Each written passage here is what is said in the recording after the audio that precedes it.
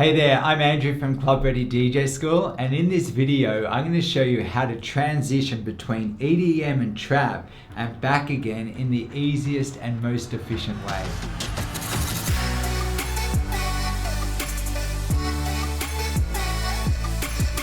So one of the most common ways, like I like this way personally, and that is, okay, say then you've got an EDM song, okay, and then maybe you've got a trap remix of that same song.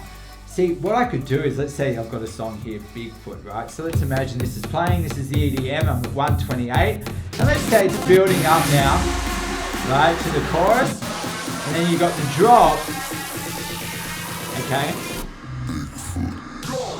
Okay, cool, and there's EDM, and because it's a good song, you could even play that first chorus, and then I could come in and replace that second drop of that song. But what I'm thinking is replace that drop with the remix of that actual same song. So this is actually pretty cool. So in this case, I've got that same version of that, but a trap version of the song. So this is 128 and this is 140.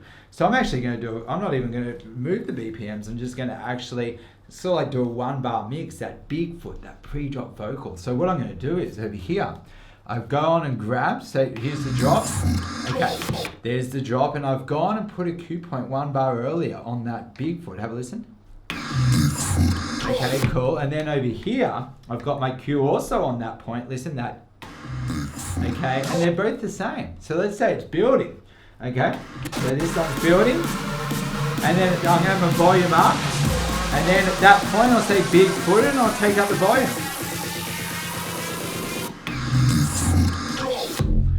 Okay, cool. Now, maybe I could have done that quick on the volume fader. Let's do it again.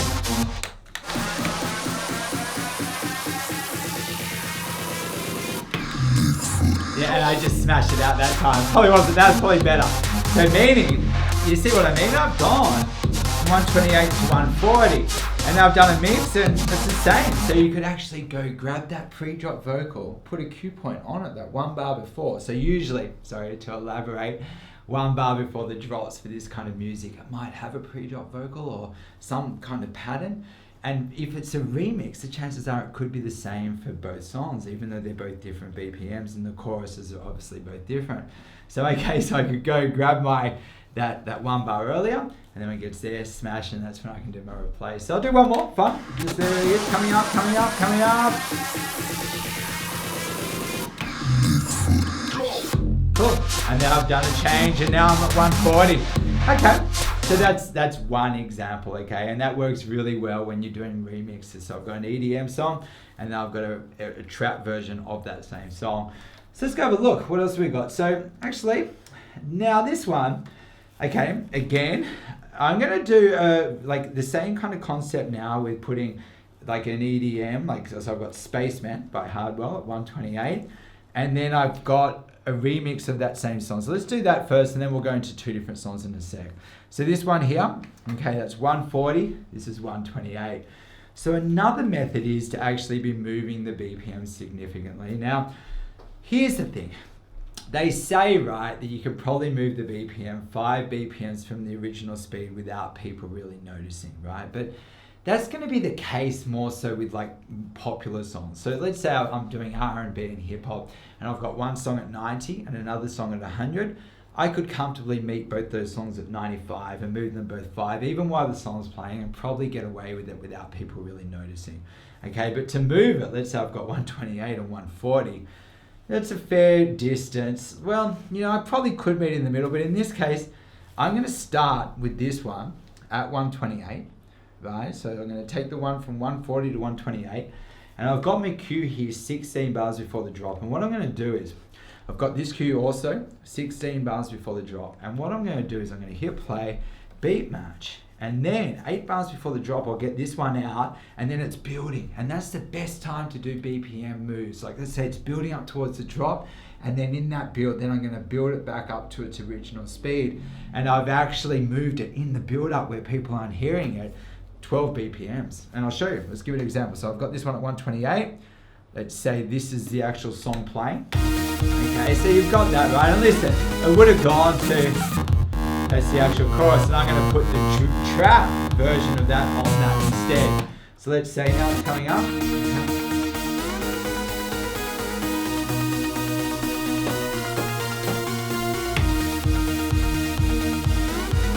Okay, beautiful. I'm going to come in under. Okay.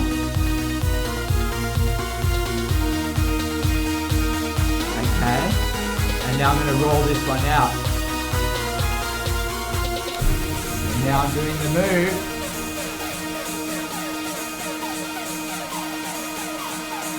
And see, I've moved that. I've moved that back up to 140. I've moved to 12 BPM. Okay. So just to explain that, I've gone and found the drop, put a cue point 16 bars earlier. I've come in, I've made the BPMs the same, so I've moved the one I'm mixing in significantly to match the one of the one playing.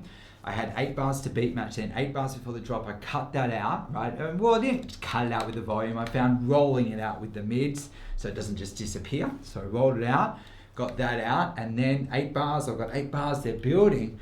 And then I moved this one 12 BPMs. Now, this will even work for songs that aren't the same. So let's go give that an example. I'll go do the same thing now, and now I'll just do it for just like songs that are different. So say for instance here, I've got a song, and let's say this is playing, and okay, cool.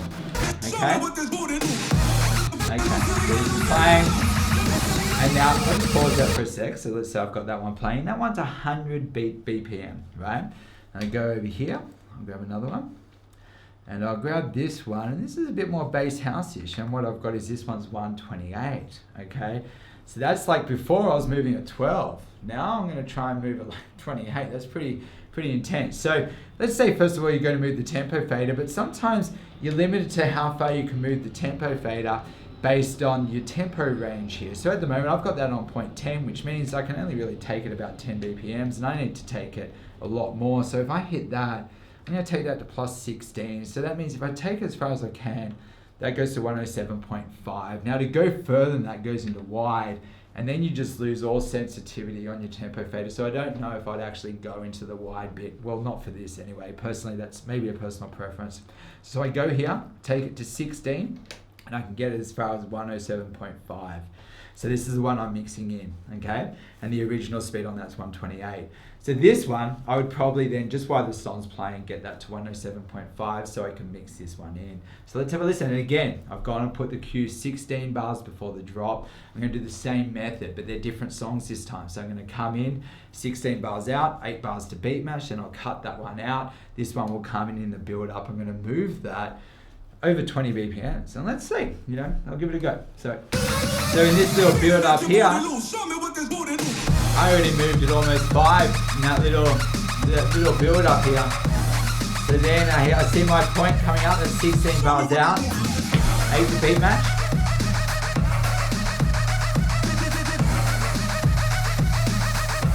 Okay, now I'm coming in under.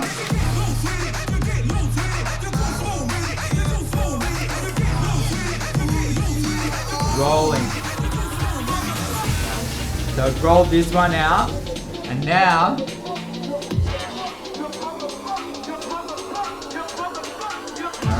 building it.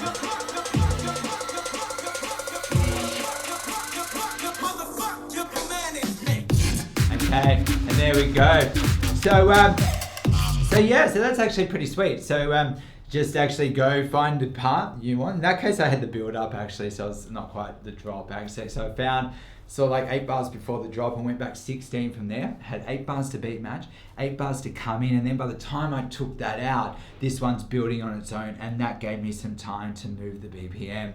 And I see a lot of people doing that, so moving the BPM a lot. And if you are going to do that, do it in the build up. And there I've gone from 100 to 128. Now, another method is to actually use transition tracks. So you can go to sites like DJ City and BPM Supreme, and chances are you might find songs that actually have that transition in there where they actually go from 100 to 128. And I've got some of those examples in my next video actually, where it's like going R&B to EDM. That's mainly where they do it, but they do have ones for trap as well, so trap and EDM, where it could go 100 to 128, or even like 75 to 128, and different things where it's actually being pre-produced. But when you're listening to those, that's pretty much what they're doing there anyway. They're doing it in the build-up. They're doing that change. So this is just actually doing the transition tracks yourself. So, okay. So what we've done there is, so we've kind of been replacing the drop. So the first one, we didn't even change the BPM. We just did the like 1 bar mix before the drop, and I faded it out. That one came in. Another way is, you know, moving the BPMs in the build-up, which is actually a lot of fun. So you're matching the ones playing BPM, and then once you get that one out and in the build-up, then you start moving that one significantly. But another way is, and to be honest, this one would probably be the one that I'd do the most. And it might not be the most glamorous, but I actually think it's probably the most easy and also the most effective. And that is, sometimes with these songs like EDM or Trap, in the middle after the first chorus, I might drop off into a break, like go like, and there's nothing, no beat there. And then I could just hit play in that gap. So I'll show you that. This is actually, you know, it sounds good when I do it. So let's imagine here I've got a song. I'm not even going to change the BPM. So I've got a song here at 128. This is my EDM song. And you'll see here, this is what I mean. Look, okay, that's playing. And let's say I've got the break here. And then I can bring my new song in there. And that's what I'll do. So I'll go back. Okay, this one's playing. Just pause that for a sec. I go here. And then I'm bringing in a song that's actually, you know, so let's have a look. I'll grab this actually. So this song's actually, you know, a fair bit different as well. And what I could do, the question is, so which part do I hit play? Do I bring it from the beginning, or do you go find the bit you want? You know, I think maybe go find where the verse kicks in, that kind of thing, and find that. So okay, so let's give that a go. Here's this one's playing. I've got the volume up. Maybe I can have a little bit of the mid out so it doesn't come in so aggressively. And I can roll that in a bit.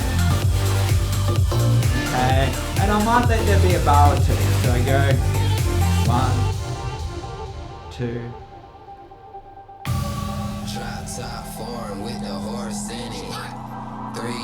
Beautiful, come in. See, that was waiting 2 bars. If you felt that was too long, maybe you could wait 1. Just kind of feel it. There's no science on this. It's just like what feels right.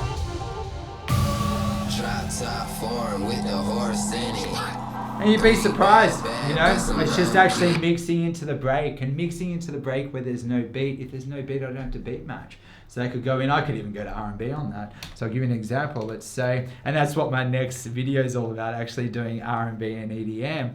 But I'll have this example in there, but I'll just show you. I'll do it now too.